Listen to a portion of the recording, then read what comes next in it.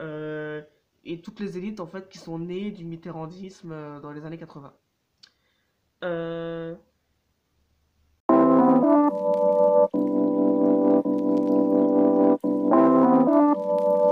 Salut à tous, aujourd'hui nous allons parler du nouveau livre de Juan Branco, Abattre l'ennemi. Alors qui est Juan Branco? Juan Branco, c'est un jeune avocat parisien qui a participé au mouvement des Gilets jaunes, qui a défendu Julian Assange, le fondateur de Wikileaks, qui a révélé l'affaire des écoutes de la NSA en France, l'affaire révélée par Edward Snowden. C'est aussi celui il a été impliqué dans l'affaire de la vidéo à caractère pornographique envoyée par Benjamin Griveaux à une personne qui l'a piégé. Juan Branco, il s'est aussi présenté au municipal sous l'étiquette de la France Insoumise. Et donc, c'est quelqu'un qui prône en ce moment, depuis un certain temps, la révolution contre les élites dont il estime qu'elles sont corrompues et qu'elles sont signes de la déliquescence et de la décadence de la société actuelle. C'est quelqu'un qui est, donc, dans son livre Abattre l'ennemi que j'ai lu, c'est quelqu'un qui prône quand même un changement de système totalement radical et d'en finir en fait avec le régime et le système actuel, d'en finir totalement et sans aucune précaution prise, sans aucun égard pour les élites actuelles qui sont selon lui dans un état de corruption et de dénuement moral tel qu'il faut en terminer avec. C'est une fin de cycle, pour lui c'est une fin de cycle. Donc il faut en terminer avec notre époque directement. Alors j'ai lu le livre et ce que je peux vous dire à propos du livre, c'est qu'il y a les deux tiers et les trois quarts du livre qui sont une explication de sa démarche et le dernier tiers ou le dernier quart du livre qui est vraiment un catalogue des mesures qu'il propose pour en finir avec le système actuel. Alors, ce que je peux dire, c'est que dans la partie où il explique exactement toutes les raisons qui le mènent à vouloir changer totalement de système, dans cette partie-là, il y a quand même beaucoup de répétitions, beaucoup de redites dans le livre même, mais aussi beaucoup de redites par rapport à ce qu'il a déjà eu comme discours auparavant dans les médias et dans les précédents livres qu'il a écrits. Ce sont des choses qu'il a déjà dénoncées, qui sont aussi dénoncées par d'autres d'ailleurs, qui sont aussi de l'extrême gauche ou par des personnes qui sont plutôt dans la dissidence, qui sont plutôt contre les médias traditionnels, etc., parce qu'ils estiment qu'ils sont à la botte du pouvoir. Donc les choses qu'il explique avant de donner ces mesures concrètes de changement de système, il dénonce les mêmes personnes. Par contre, ce qu'il faut quand même retenir en termes d'idée générale sur la première partie avant qu'il donne ces mesures, c'est que il remet quand même au centre des choses l'intérêt général qui, selon lui, n'est pas protégé par nos élites et nos représentants. Donc, il s'agirait de remettre au centre du jeu l'intérêt général, donc c'est-à-dire l'intérêt du peuple et de la nation française, qui ne serait pas donc protégé par les personnes qui ont pour fonction de nous protéger parce qu'elles ont été élues ou qu'elles sont payées pour ça. Juan Branco aussi dans cette première partie, il fait une très bonne séparation, enfin une séparation très nette entre le peuple et les élites. Et lui, il se place parmi le peuple. C'est eux et nous. Donc il s'inclut dans le peuple et il se différencie de ceux qu'il appelle eux, donc les élites, les princes de la République, les marquis, etc. Donc il faut savoir que lui, il dit quand même qu'il vient de ce milieu, il a été courtisé par ce milieu, il a été dans les écoles avec les gens de ce milieu où on élève les enfants à devenir des élites et à avoir les codes, à avoir le réseau, etc., etc. Lui, il a participé à ça et il dit qu'il s'est retourné, qu'il est parti de là, même s'il a été courtisé, et il dit que ça a été une décision extrêmement difficile, mais que comme il a constaté que ces gens-là ne fonctionnent plus sur l'intérêt général et ils n'utilisent plus leurs privilèges pour faire passer l'intérêt général, il dit moi je me mets du côté du peuple et ces gens-là de toute façon depuis que je me suis retourné ne m'aiment plus et me font du mal, ils me poursuivent, ils m'espionnent, ils me menacent. Donc de toute façon moi je suis dans le peuple, je veux aider le peuple, je veux être dans l'intérêt général, je veux être de ceux qui feront la révolution et qui écarteront les élites du pouvoir, notamment Macron, Macron est aujourd'hui le représentant de ces élites-là, de ces élites d'argent, de ces élites de pouvoir, d'héritiers. Il rappelle aussi dans cette partie-là, dans cette partie avant de proposer, tous les scandales sanitaires que tout le monde connaît, sur les masques, sur les lits, sur le tri des patients en réanimation, mais aussi sur les vaccins, il rappelle que, en fait, il dit que cette crise a révélé l'incompétence et l'inconsistance de toute la classe politique, qui ne sont plus capables de réfléchir en termes d'intérêt général et qui ne font que du court terme, qui ne réfléchissent que en termes de court terme et de profit à court terme, que ce soit du profit capitaliste pour les entreprises, mais aussi du profit en termes de popularité et d'opinion pour les hommes politiques. Juan Branco, dans ce livre, il dit qu'il faut mener une guerre contre ces gens-là, ce sont nos ennemis. Il faut mener une guerre collective et prendre le pouvoir. Ça rappelle d'ailleurs les thèses communistes, léninistes, trotskistes qui ont mené à la révolution de 17 en Russie. Vous savez, la dictature du prolétariat, prendre le pouvoir pour remettre le pouvoir dans les mains du peuple et pas dans les mains des exploiteurs, des exploitants. Il faut aller jusqu'à la destruction du système actuel il faut être jusqu'au boutiste dans cette guerre pour Juan Branco. Pour Juan Branco aussi, l'opposition est incapable de faire son devoir d'opposition, que ce soit l'opposition parlementaire ou l'opposition des syndicats ou les partenaires sociaux ou les corps intermédiaires. Tous ceux qui sont censés être force de proposition et qui sont censés contrer la politique quand elle va dans le mauvais sens, ceux-là même ils font partie de la dégénérescence de la société. Ils sont même plus capables de voir où sont les problèmes et de contester. Ils ont été écrasés, notamment par l'élection d'Emmanuel Macron, mais aussi par la crise du coronavirus, parce qu'eux-mêmes, ils ne savent pas comment prendre en charge.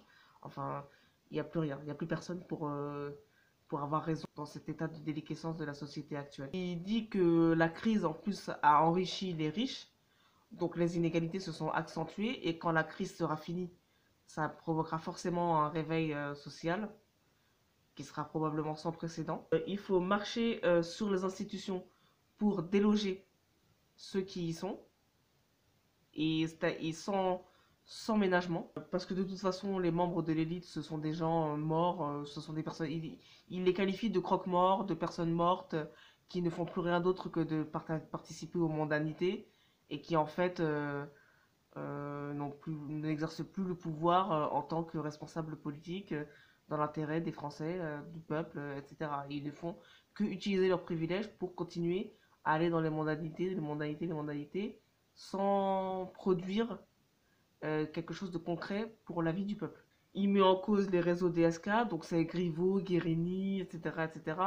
Il met en cause les réseaux d'Olivier Duhamel, et toutes les élites en fait qui sont nées du mitterrandisme dans les années 80. Donc il dit qu'il a fréquenté tous les grands du pouvoir comme Hollande, Arnaud, Niel, etc. Xavier Niel, le patron de Free, et Bernard Arnault, le patron de LVMH. Donc lui, il propose, pour faire la révolution, il faut déjà constater que le régime actuel est mort, que les élites actuelles sont mortes et qu'il faut les remplacer. Il faut une transition du pouvoir et il faut renverser et prendre l'État par nous-mêmes. Il souligne que la révolte qui a eu lieu avec les Gilets jaunes n'a pas été une révolte armée, alors qu'il y a des armes en circulation en France. Donc Juan Branco estime que les Gilets jaunes ont été des révolutionnaires gentils, parce que ça aurait pu être pire, et il estime qu'il ne faut pas, que c'est très bien que ça se soit passé comme ça, sans violence de la part des Gilets jaunes. Il estime que la purge ne doit pas s'effectuer dans le sang et dans la bagarre. Parce que lui, Juan Branco, il propose une purge, mais une purge des institutions. C'est-à-dire qu'une fois qu'on aura pris le pouvoir, il faut licencier, limoger toutes les personnes qui ont participé à la décadence de la société actuelle. Il faut les limoger et les faire partir du pouvoir. Et ensuite proposer un nouveau système. Donc, lui, il dit que une fois que le pouvoir aura été pris par le peuple, il faut convoquer un référendum sur les institutions de la France. Éventuellement pour proposer une nouvelle constitution, donc un nouveau régime, donc la fin de la Ve République. Pendant le temps où on fait le référendum sur les institutions et qu'il y a une période de transition démocratique, il propose de mettre en place une présidence collégiale avec plusieurs décisionnaires en fonction des matières et en fonction des sujets à traiter, le temps que le référendum se mette en place et qu'on ait les réponses et qu'ensuite on construise ce que le référendum a donné comme résultat, avec une fusion des chambres parlementaires, une fusion du Sénat et de l'Assemblée nationale. Il propose aussi que on réforme le système de décoration, vous savez, la Légion d'honneur, etc., pour que ça ne revienne qu'aux personnes méritantes. Parce qu'aujourd'hui, il y a une polémique pour dire que les différents présidents ont donné des légions d'honneur à des gens qui ont un passif qui ne colle pas avec le fait d'avoir une décoration républicaine, quoi.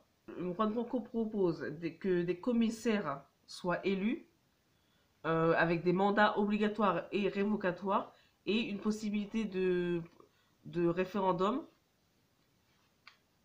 soumis à un veto présidentiel qui engage le mandat, et avec des commissaires et des préfets qui contrôlent l'action de l'exécutif, et ces commissaires seraient révocables à tout moment, et ils auraient pour mission de demander des comptes à l'exécutif. Ensuite, il propose aussi de faire un référendum sur l'appartenance à l'Union européenne, en ayant préparé avant le référendum la possibilité de revenir à la monnaie nationale. C'est-à-dire au cas où le référendum aboutit à une volonté de revenir à une monnaie nationale, il faut que l'exécutif ait déjà préparé la procédure et qu'elle l'enclenche donc juste après le vote. Si ça donne la volonté de revenir à la monnaie nationale, peut-être que ça ne sera pas le cas. Et dans ces cas-là, il propose de respecter le résultat du référendum et de rester dans l'Union européenne. Mais quand même, il remet en cause les institutions de l'Union européenne et il veut quand même revoir tout ce qui est sur le dumping fiscal et le dumping social. Il propose aussi un référendum sur les banques, sur la presse, donc l'indépendance de la presse, parce que comme vous le savez, si vous vous renseignez un tout petit peu, il y a une polémique sur la presse qui ne serait pas indépendante parce qu'elle appartiendrait à quelques milliardaires qui achètent des titres de presse dans le but de manipuler un petit peu la presse soit en leur faveur, soit en leur permettant pas de parler de leurs propres affaires à eux qui font, ou alors parce qu'ils sont plutôt pour tel président, donc du coup ça leur permet de faire des unes en faveur de tel président ou de tel président, ou des choses comme ça. Donc lui, il veut faire, Juan Branco, il veut faire un référendum sur l'indépendance de la presse. Il veut reprendre en main la souveraineté française vis-à-vis des puissances étrangères, lutter notamment en matière d'espionnage et aussi en matière économique, et en matière de numérique aussi, l'indépendance en matière de numérique, parce qu'aujourd'hui on dépend beaucoup trop des entreprises américaines ou chinoises. Faire des lois de programmation sur la santé, l'enseignement et tout un tas d'autres sujets non régaliens. Faire un plan d'indépendance industrielle et numérique. Nous repositionner géopolitiquement vis-à-vis des États-Unis et de la Russie notamment. Faire une remise à plat des politiques culturelles. Faire un renouvellement de la magistrature avec une possibilité que les magistrats soient soumis à une élection populaire, au suffrage universel, éventuellement si les Français acceptent une telle réforme. Il veut donner un plus grand poids politique aux communes qui serait un contrepoids aux politiques au niveau national. Il voudrait établir des tribunaux contre la corruption, réformer l'école, faire un coup d'État institutionnel contre les princes de la République, ce qu'il appelle les princes de la République, qui sont des héritiers capricieux. Il veut s'attaquer à l'aristocratie en lui faisant peur et les soumettre à travers un droit de punir nos représentants quand ils n'ont pas fait ce pourquoi ils avaient été élus ou ce pourquoi on les a payés et mis en fonction. Lui, il veut créer donc un nouveau régime, comme je disais, Juan Branco. Donc, il veut proposer une assemblée constituante pour proposer toutes les réformes qu'il a, proposées. Donc, il fait une assemblée constituante, il met en place le nouveau régime, et ensuite, ce nouveau régime, il serait chargé de faire toutes les réformes que lui propose dans tous les secteurs. Il veut faire des nouvelles mesures sur les services de renseignement qui seraient beaucoup plus soumis aux politiques et à l'exécutif qu'aujourd'hui. Et il voudrait aussi que les politiques, du coup, aient une vision de ce qu'ils voudraient faire avec les renseignements. Parce que jusqu'à présent, la culture politique, c'était un peu de s'éloigner des services de renseignement et de les laisser faire leur tambouille tout seul. Juan Branco, il veut que les renseignements soient tous regroupés, qu'on regroupe les informations, qu'on regroupe les fiches, qu'on arrête le fichage politique des opposants politiques intérieurs et qu'on se concentre sur la vraie guerre, sur les vraies guerres nécessaires, c'est-à-dire le terrorisme, l'intelligence économique, l'indépendance vis-à-vis des États-Unis et de la Russie, etc. Et que donc ce soit vraiment soumis à l'homme politique qui, lui, donne une direction au service d'enseignement pour dire, voilà, je veux qu'on surveille tel endroit, tel endroit, tel endroit. Je veux qu'on se méfie de tel pays, tel pays, tel pays, tel régime. Voilà, une vraie vision, une vraie politique de renseignement géopolitique qui permettrait à la France d'avoir une vraie place sur le terrain géopolitique et de ne pas dépendre d'autres grandes puissances. Juan Branco propose de faire une réforme aussi de la haute fonction publique avec des accès plus faciles à la haute fonction publique, déjà pour des gens qui sont déjà fonctionnaires, et aussi une réforme des grandes écoles qui permettent d'accéder à la haute fonction, euh, avec des passerelles entre les écoles, etc. Il veut faire plein de réformes en fonction des secteurs et des ministères. Juan Branco propose donc un programme qui est plutôt donc girondin, c'est-à-dire qui est accentué sur les territoires et moins sur Paris, donc par opposition aux Jacobins qui sont eux plus pour la centralisation. C'est le même programme que la France insoumise, à quelques exceptions près. En tout cas, c'est la proposition d'en finir avec la Ve République et de proposer un autre régime via l'institution d'une assemblée constituante. Ce sont des mesures radicales, c'est-à-dire que ce sont des mesures de fin de régime. Ce sont des mesures qui prévoient que tous les gens qui sont en poste aujourd'hui disparaissent de la circulation et qu'on en mette entièrement des nouveaux. Est-ce que nous voulons prendre ce risque-là? En plus, il y a le sujet de l'Union européenne, c'est-à-dire il y a le sujet de la sortie de la monnaie unique et du fait de revoir notre participation à l'Union européenne elle-même. Donc il y a une remise en cause de l'Union européenne. Personnellement, je suis d'accord avec cette remise en cause de l'Union européenne. Elle a des défauts. Elle a prouvé encore sur la crise du corona qu'elle était incompétente et incapable de commander des doses en quantité suffisante et de se les faire livrer. Elle a été incapable. L'Allemagne a été obligée, par la voix de Merkel, de dire que si l'Europe ne fournissait pas le matériel, l'Allemagne s'en fournirait elle-même.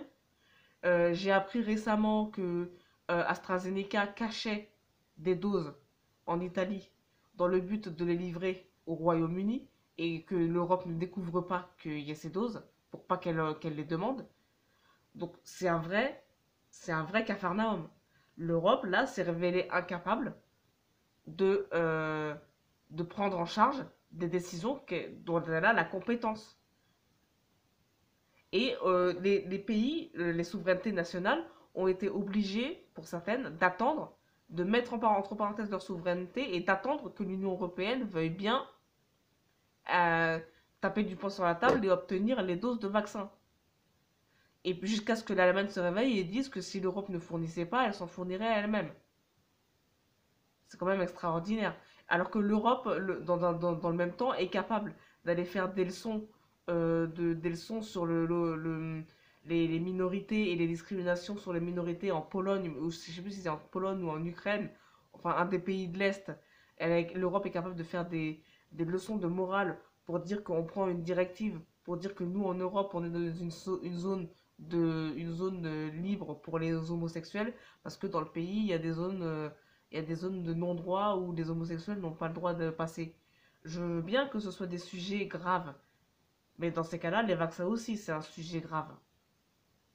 C'est-à-dire que si tu es capable de prendre des décisions qui sont symboliques sur des questions telles que les droits des LGBT dans un pays, tout ça pour en réalité lui faire la morale, si tu es capable en fait, de faire la morale à un pays, bah prends tes vaccins et achète tes vaccins, sois efficace en fait.